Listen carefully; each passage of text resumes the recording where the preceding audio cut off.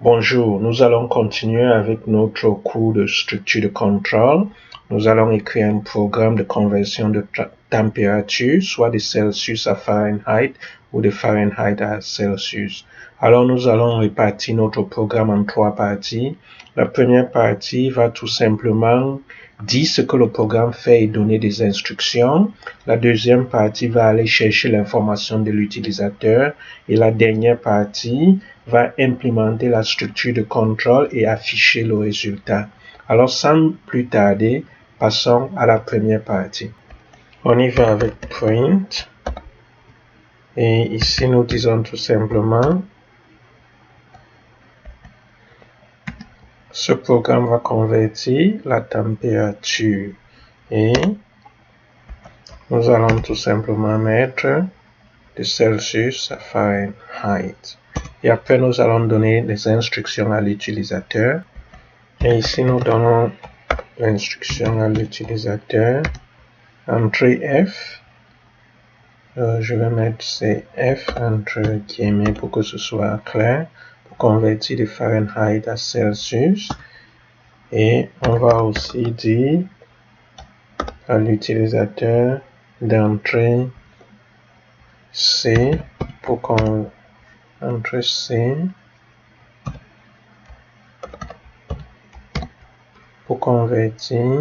de Celsius en Fahrenheit.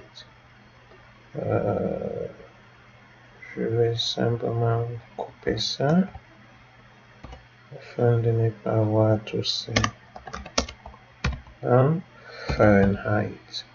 Ok, super. Alors nous avons fini avec la première partie où on annonce ce que le programme fait. On donne l'instruction.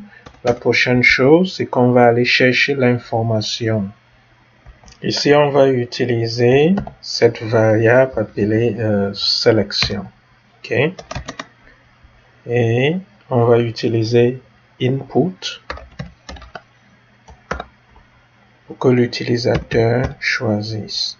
Et on va dire entrer votre sélection. Et une fois qu'on a entré notre sélection, on veut que l'utilisateur entre la température désirée. C'est input encore. Mais cette fois-ci, étant donné qu'on veut faire entrer la température, on va prendre un nombre réel. On va prendre un nombre de type integer. Et puis, on va mettre input.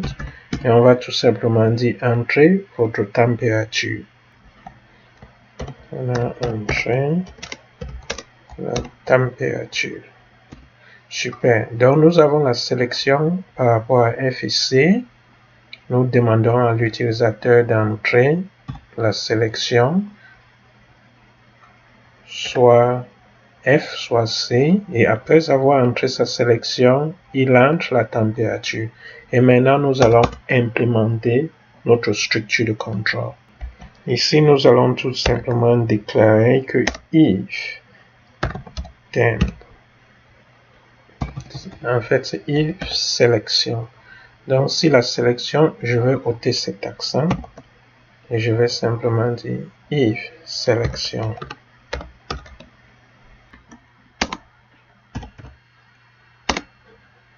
Alors, nous allons comparer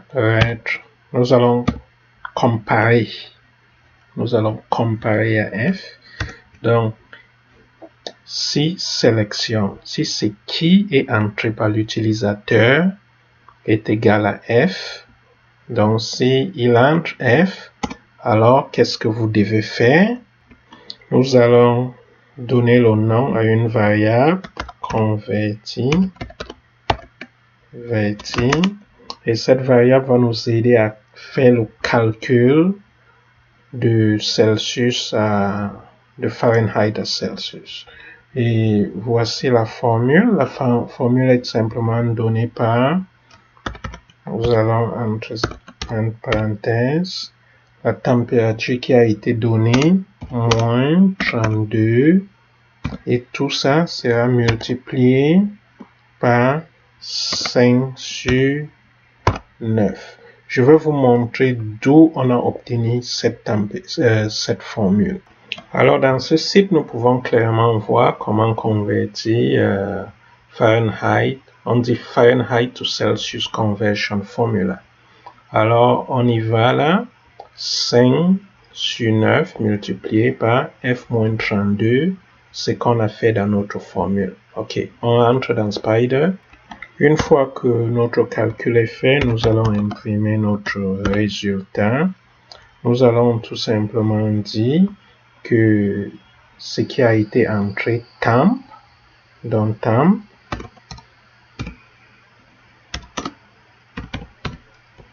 et nous allons dire donc cette valeur qui a été entrée en degrés Fahrenheit, quand on convertit, donc on dit tel montant, par exemple si 10 est entré, on va dire 10 degrés Fahrenheit est égal à, on va entrer convertir, convertir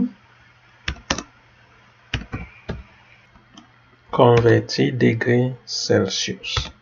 OK, super. Donc, si c'est égal à F, ça va exécuter cette opération. Et si tel n'est pas le cas, qu'est-ce qui va se passer? En d'autres termes, si vous avez choisi quelque chose d'autre, nous allons immédiatement mettre else et on va dire convertir. Notre convertir sera maintenant une formule. Nous allons rentrer cette formule. Cette formule que nous allons rentrer, ça vient vraiment de ça. Ça sera maintenant 9 cinquièmes ou 9 divisé par 5 multiplié par temp qui est entré. Et tout ça, nous allons dire plus 32. OK, si vous faites la conversion à partir d'ici, vous allez vous rendre compte que ça va donner ça. En d'autres termes, vous allez voir que pour convertir de Celsius à Fahrenheit, c'est 9 cinquièmes Celsius plus 32, ce qu'on vient d'écrire. OK, on y va. Maintenant, nous allons imprimer le résultat. Je vais tout simplement copier ça pour ne pas avoir à le saisir, mais je vous invite toujours à tout saisir. Thème degré, ce sera degré Celsius ici. Celsius est égal à, ce sera degré Fahrenheit. OK. Alors, nous allons tester notre programme pour voir si on a fait d'erreur ou pas. On va tout simplement sélectionner et on va aller avec F9. Et ici, dans notre console, ça dit entrez votre sélection. Alors, ce que je veux faire, ça a donné l'instruction. Ce programme va convertir la température Celsius, Fahrenheit, entrez F pour convertir en Fahrenheit, entrez C. En tout cas, si vous entrez n'importe quelle autre information, ça va exécuter à partir de else. Si vous entrez F, ça va faire cette première sélection. Alors, entrons F, entrez la température. Disons 45. 45 degrés Celsius est égal à 113 degrés Fahrenheit.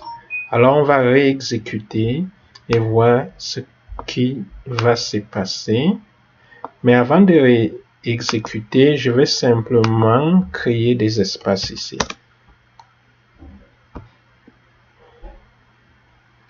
Pour que ce soit un peu plus beau. Et je sélectionne et j'y vais avec F9. Et on y va. Et ici, je vais choisir C.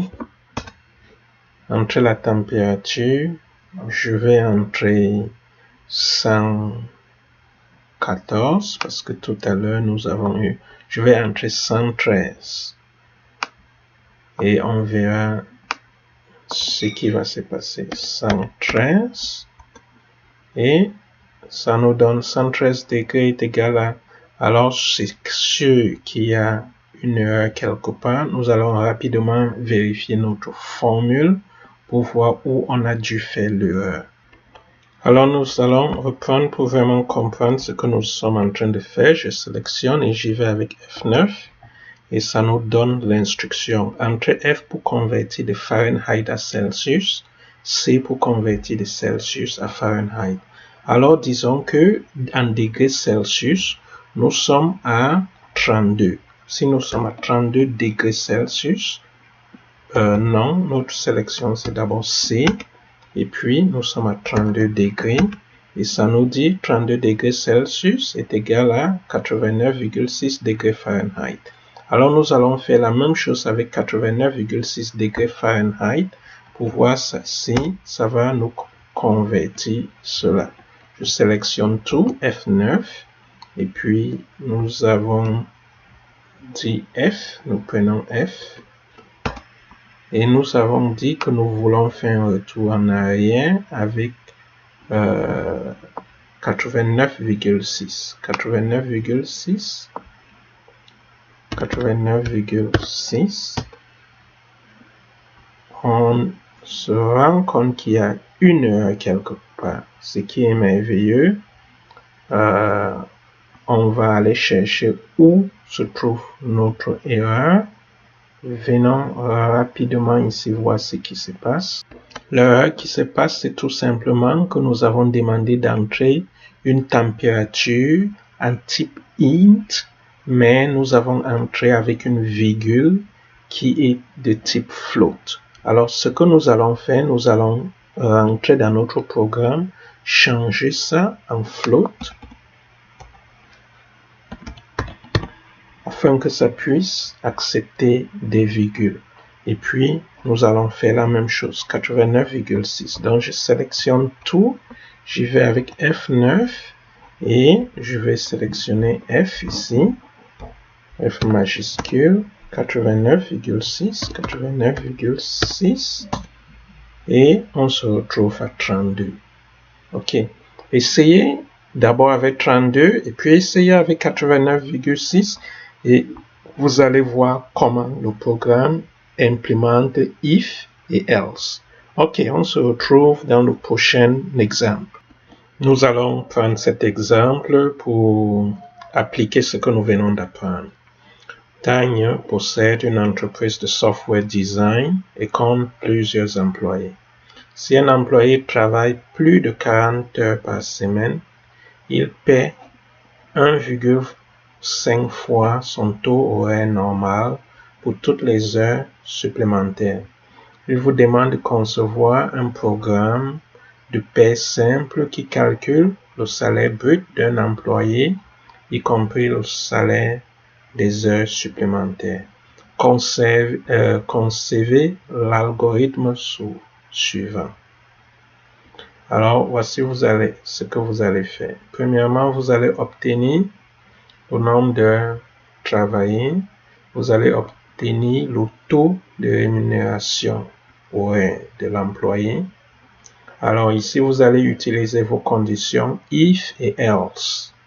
Alors, if, si l'employé a travaillé plus de 40 heures, calculez et affichez le salaire brut avec heures supplémentaires.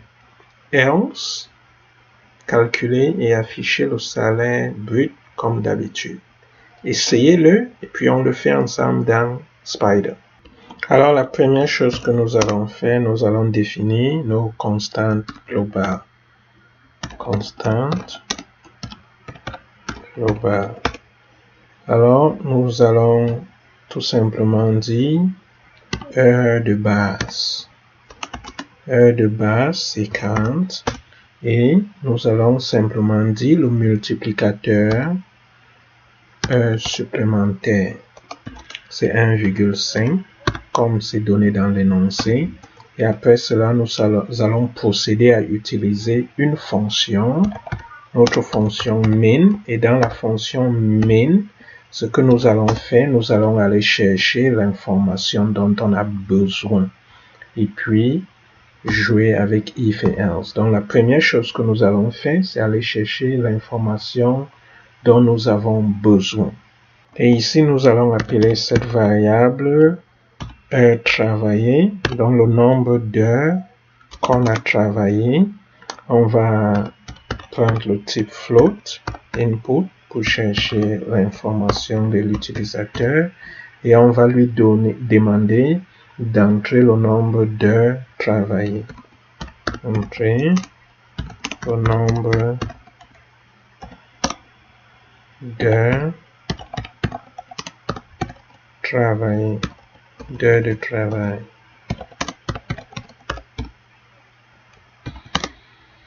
Et ici, je vais utiliser le caractère d'échappement. Et après cela, on va tout simplement lui demander le taux par heure, donc son taux horaire. Je vais également utiliser float, input. En fait, c'est combien il est payé par heure. Et ici, nous allons lui demander d'entrer le taux par heure. Et une fois que nous avons ces deux informations, nous allons immédiatement jouer avec if et else. Ok? Nous allons jouer avec if. Donc, if, si le nombre d'heures travaillées est supérieur à l'heure de base. Donc, si vous avez travaillé plus de 40 heures, si c'est supérieur, alors qu'est-ce qu'il faut faire? Alors, tout de suite, nous allons dire ce qu'il faut faire. Mais ce que nous allons faire ici, on va dire appeler une fonction. On va lui dire d'appeler une fonction et cette fonction va faire un calcul. Et dans cette fonction, nous pouvons l'appeler tout simplement CPTS. En fait, calcul pour temps supplémentaire. Donc, ça va calculer la paye pour le temps supplémentaire. Et dans ce calcul, nous allons entrer quelques paramètres. Et si c'est pas le cas, si le nombre d'heures travaillées n'est pas supérieur, on va simplement dire else et ça devrait appeler une autre fonction qu'on va simplement dire calculer la paie normale. Alors, pour ces deux fonctions que nous allons bientôt définir, nous allons entrer quelques paramètres que ces fonctions vont utiliser. Alors, c'est tout simplement ces valeurs que nous avons ici, que nous allons entrer à l'intérieur. Travailler, le nombre d'heures travaillées et le taux par heure. Nous allons faire la même chose ici. Heure travaillée et taux par heure. Alors, nous allons définir la fonction qui va faire ces calculs et aussi la fonction qui va faire ces calculs. On aurait pu écrire tout ça de manière séquentielle, mais j'ai bien voulu qu'on réutilise nos fonctions ici pour pouvoir appliquer. Alors, nous allons sortir de main maintenant et nous allons immédiatement définir cette fonction qui va calculer la paye avec temps supplémentaire. Alors, nous y voilà avec def cpts et c'est une fonction qui prend deux paramètres. Je vais tout simplement appeler x et y. Et tout de suite, nous allons avoir notre paramètre heure sup. Donc, c'est les heures supplémentaires que vous allez travailler. Ça se calcule par rapport aux heures travaillées moins heures de base. Heures travaillées moins heures de base. Et heures travaillées ici, moins G. OK. Pour éviter que cela ne trouble certaines personnes, je vais simplement maintenir quelque chose de cohérent. Donc, TH. OK. Sinon, je devais dire X moins heures travaillées. Donc, ce que nous allons faire ici, c'est le nombre d'heures que vous avez travaillé moins heures de base, ça vous donne les heures supplémentaires. C'est la première chose que nous allons calculer. Et à partir de ça, nous allons calculer la paye pour heures sup. Et la paye par rapport à l'heure supplémentaire, c'est d'abord ce multiplicateur pour l'heure supplémentaire. Donc, c'est 1,5 multiplié par heure sup,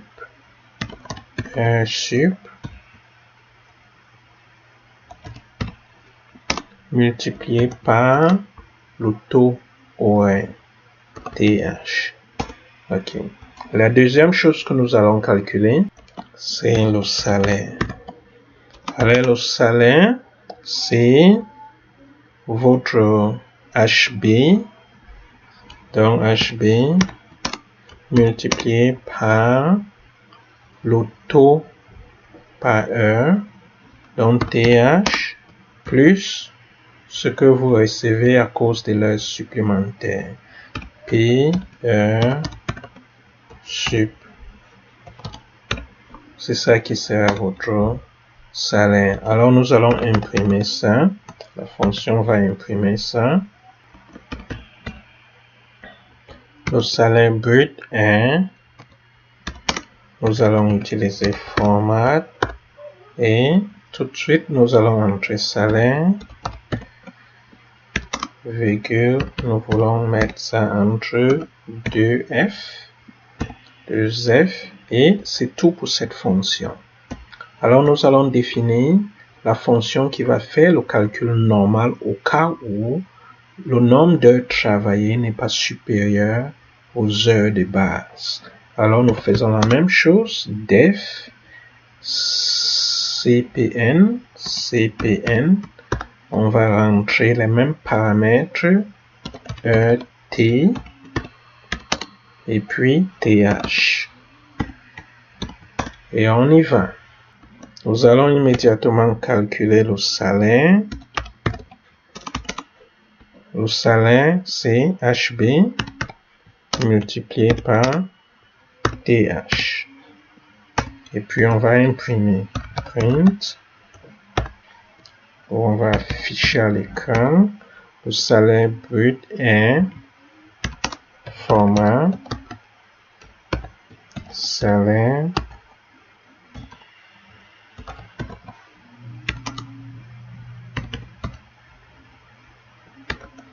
F.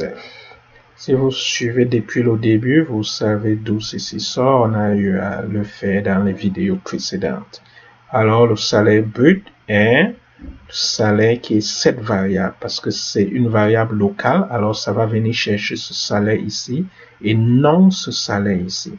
Ça, c'est une variable locale à cette fonction. Dès que tu sors de cette fonction, cette variable disparaît complètement. Mais on utilise HB qui est une variable globale. Elle est définie hors des fonctions. Alors, elle peut être utilisée par n'importe quelle fonction. Ok, tout de suite, nous allons appeler la fonction main afin d'exécuter notre programme. Mais avant cela, nous allons tout sélectionner et puis nous allons aller sur F9 et l'essayer, F9. Alors, cela nous dit qu'il y a une erreur de syntaxe quelque part. Nous allons aller chercher qu'est-ce qui cause l'erreur de syntaxe. Ici, ça nous dit quelque chose s'est passé ici. Ok, ce qui se passe, c'est qu'après entrer, on a oublié de refermer ici à la fin. C'est fait. On va réexécuter parce qu'il faut ce guillemets au début et à la fin. F9. Super. Ça nous dit, entre le nombre d'heures de travail, je vais tout simplement dire 45 heures. Entre le taux par heure, 45 heures, je vais dire 70. On veut bien être payé au moins $70 par heure. Et ça nous dit le salaire brut est ce montant. Alors, on va réappeler la fonction main. Ici, on y va tout simplement avec F9 à partir d'ici. Je clique ici et j'y vais avec F9. Et ça me dit entrer le nombre d'heures de travail. J'y vais avec 40. Et ça me dit le taux par heure. On veut mettre 100. C'est pas facile pour nous de vérifier. Et on se retrouve là. Ok. Ce que nous allons faire, c'est peut-être d'insérer une partie ici dans cette fonction qui nous dit le salaire, la paye pour l'heure. On va introduire quelque chose qui va nous donner la paye pour l'heure supplémentaire et on va introduire quelque chose ici. Ok, on y va avec print.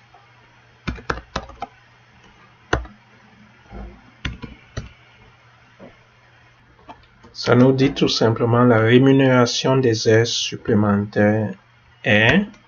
On y va avec format et on va rentrer paye heure sup. PE sup et on y va avec P2F et on va également mettre la rémunération normale. Print.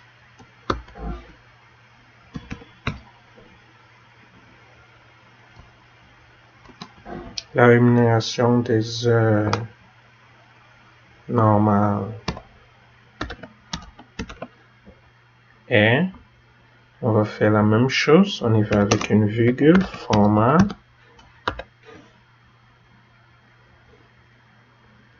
Ça sera tout simplement HB fois TH. HB fois TH, virgule, 2F. Super. Et le salaire brut est. Donc, on va exécuter tout ça et voir ce que ça donne. F9. On y va avec quelqu'un qui a travaillé 50 heures. Entre le nombre d'heures de travail 50 heures, entre le taux par heure, allons-y avec 100. Et on s'attend à ce que ça nous dit la rémunération des heures supplémentaires 1500. Des heures normales, le salaire brut. Alors, on fait ce qu'on veut, on définit les fonctions et ça va exécuter la fonction par rapport à ces conditions qu'on a définies. Ok, on se voit dans l'exemple prochain. Bonjour, nous sommes au site de l'Institut français de l'éducation. Nous voulons créer une échelle de notation. 20, c'est parfait. Entre 19 et 17, c'est très bien. Bien entre 16 et 15. Ainsi de suite. Donc, jetez un coup d'œil, vous allez vous rendre compte qu'il y a une échelle de notation ici. Alors, nous voulons créer un programme qui va tout simplement demander à l'utilisateur sa note. Et sur la base de sa note, ça va lui dire soit parfait, soit très bien, soit médiocre, ainsi de suite. Vous pouvez l'essayer et puis on va le faire ensemble. Ok, on se retrouve dans Python, dans Spider. Alors la première chose à faire, c'est d'abord créer la borne inférieure de toutes ces choses. Nous allons créer la borne inférieure et à partir de la borne inférieure, nous allons procéder. Ok, j'ai pris le temps utilisant le site de déterminer les constantes. C'est vrai, je ne les ai pas écrites en majuscules. Vous pouvez le faire, mais j'ai utilisé les bornes inférieures. En d'autres termes, allant de 20 ou supérieur à 20, nous avons parfait. 17 ou supérieur à 17, nous avons très bien, ainsi de suite. Donc, ce que nous allons faire, nous allons définir notre fonction main. Et dans notre fonction main, nous allons pouvoir déterminer la mention que l'étudiant a eue. Alors, la première chose que nous allons faire, c'est d'aller chercher la note de l'étudiant. Donc, nous allons tout simplement demander à l'étudiant d'entrer sa note et nous allons prendre notre type, c'est float, et nous allons dire input et nous allons demander à l'étudiant d'entrer votre note. Et sur la base de la note que l'étudiant entre, nous allons lui dire quelle est sa mention en utilisant if. Mais la différence, c'est que ça sera ça sera des déclarations imbriquées. Ce qu'on appelle en anglais nested operators. Ici, c'est des déclarations imbriquées. Ok, on commence. On va simplement dire if note. Donc, si la note que vous rentrez est supérieure ou égale à, on va commencer avec parfait. Je le copie tout simplement. Donc, si c'est supérieur ou égal à parfait, alors qu'est-ce qu'on fait? On va tout simplement imprimer avec print ou afficher avec print. Nous allons simplement déclarer, nous allons dire au candidat, tu as réussi cet examen avec mention parfait. Alors, si tel n'est pas le cas, qu'est-ce que nous allons faire? Nous allons immédiatement nous retrouver avec else et nous allons poser une autre condition.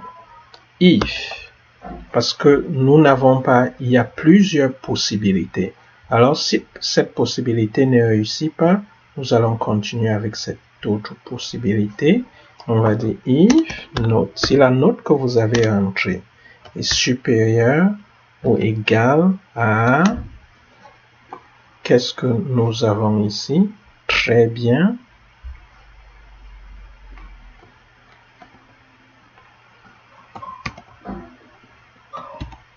Nous allons dire print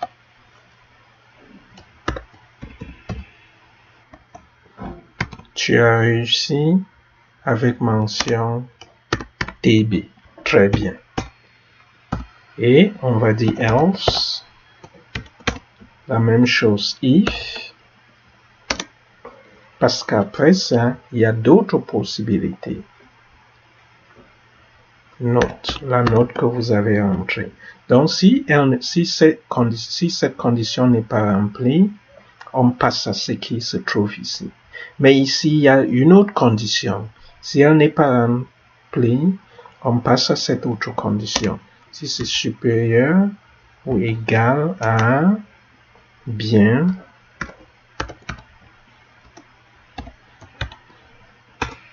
on va simplement dire print. Tu as réussi cet examen avec mention pas parfait. Ici, on doit faire partie ça avec mention bien. Et on fait la même chose. Else, if, vous allez voir qu'on va se retrouver avec beaucoup de else, if, supérieur ou égal à, qu'est-ce que nous avons ici? Assez bien.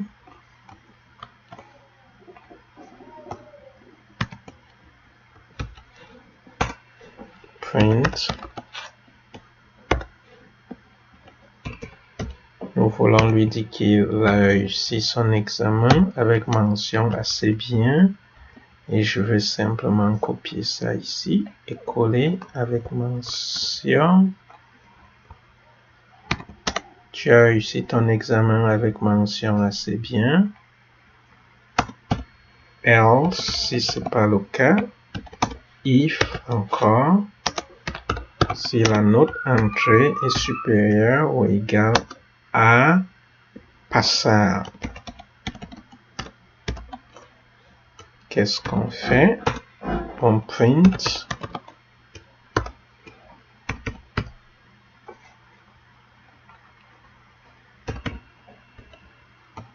tu as réussi ton examen avec mention passable et on y va avec else si tel n'est pas le cas. Ce que je vais faire, je vais tout simplement venir cliquer ici tirer pour augmenter l'espace pour ces choses imbriquées.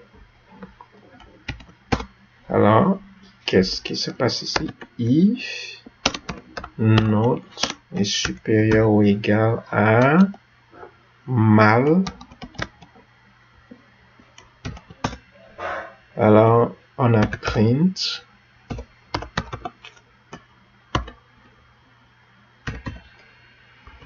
et on va simplement dire tu as réussi cet examen avec mention mal.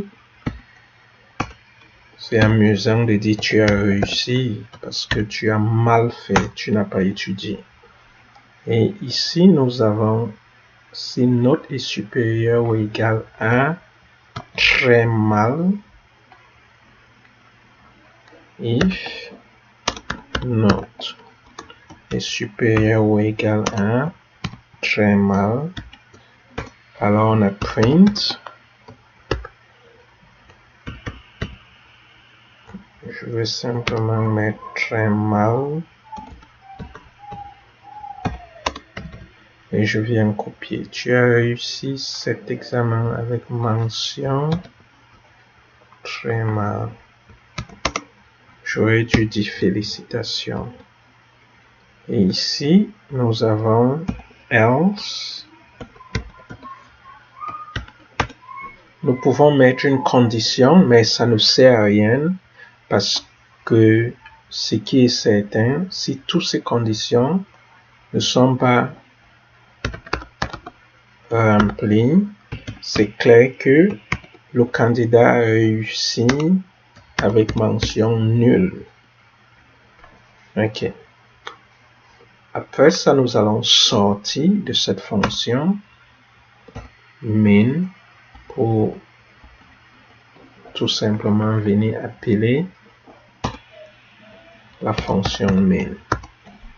Et une fois que nous allons appeler la fonction main, ce que ça va faire, ça va nous demander d'entrer notre note. Je vais dire suivant.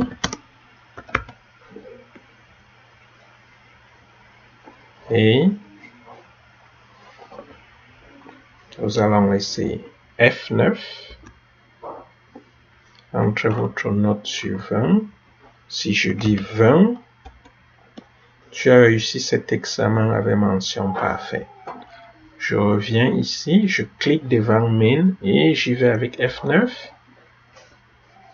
Je vais entrer 9 par exemple avec mention passable.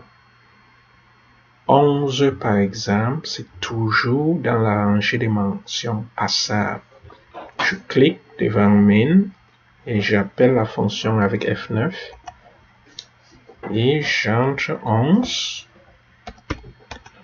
et on y va avec passable. Alors, essayez de comprendre ce qu'on a fait. On a trouvé les bornes inférieures et on se dit, si c'est égal ou supérieur à 20, ça nous dit parfait. Égal ou supérieur.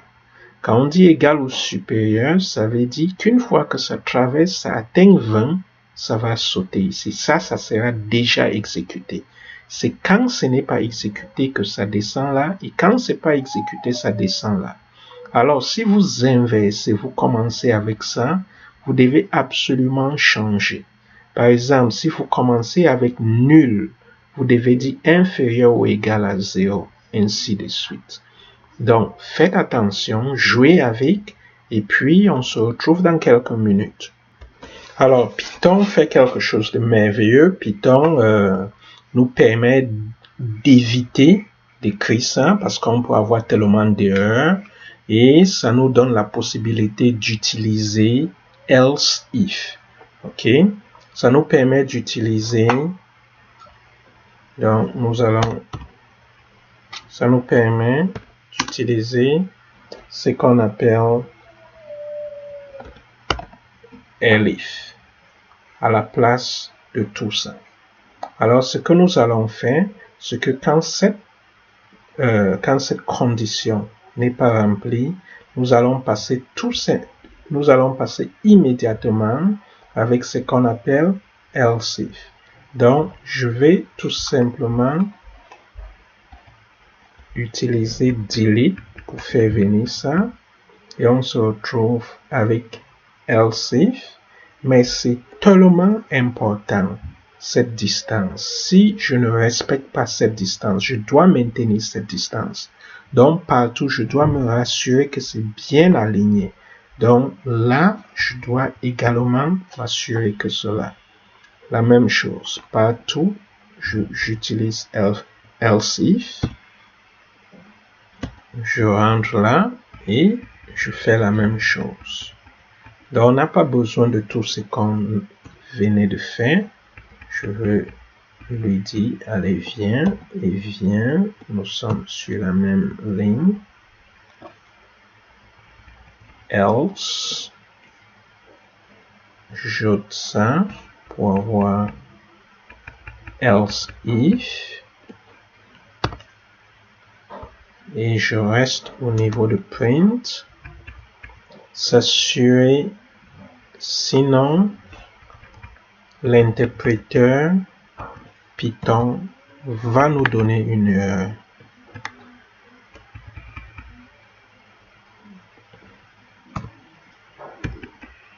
Et voilà, on fait attention. Si vous avez une erreur, revenez, vérifiez où vous avez dû faire l'erreur par rapport à l'alignement. Ok, super. Nous sommes presque là. Ça prend quelques minutes, mais c'était nécessaire que je vous montre ce que nous avons fait tantôt, parce que quand nous allons passer dans la programmation avec Java pour le moment n'a pas de else if. Donc il faudra faire ce qu'on vient de faire. Alors la compréhension de ça est assez importante.